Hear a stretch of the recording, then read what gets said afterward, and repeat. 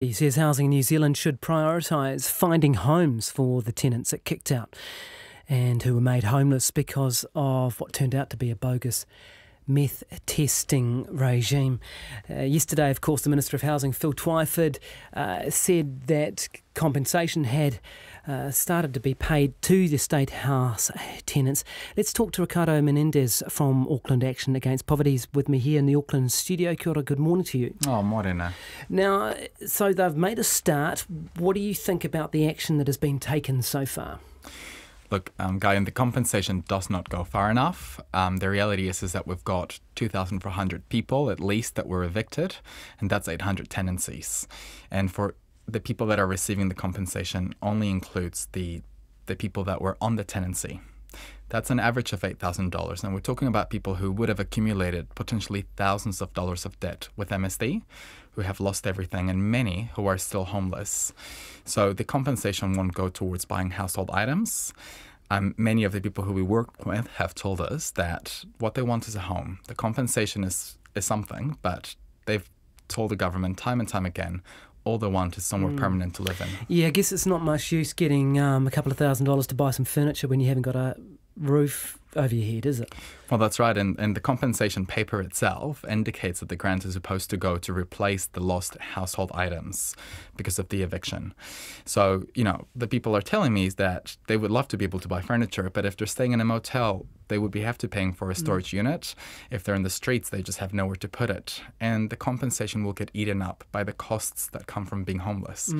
People that live without cooking facilities are having to continuously get takeaways, and the cost of transport from living in your car is really high. So the government should have looked at providing adequate housing as part of the compensation process. What do we know about these nearly 2,500 people? Because we know that there's been settlements with 55 and the government's saying another 92 have had claims approved.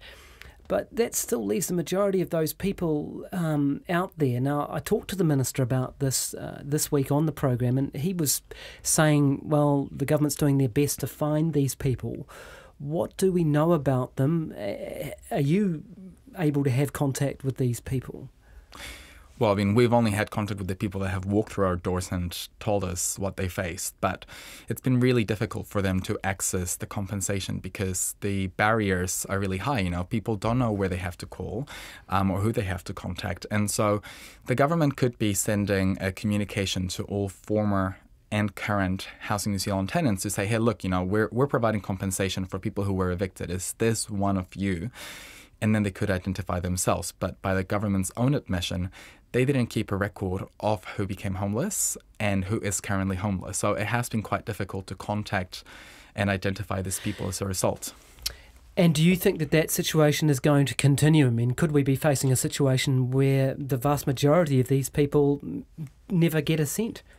Absolutely. This is a total risk. And this kind of just shows the length of period by which they were left without assistance really created a mountain of needs. And this is why we've been saying for a long time that the compensation needs to account for the damage, both emotional and material, that was occurred during those 2 years. Okay, we haven't got a lot of time, but I'd just like to finish on that, on the quantum of the money.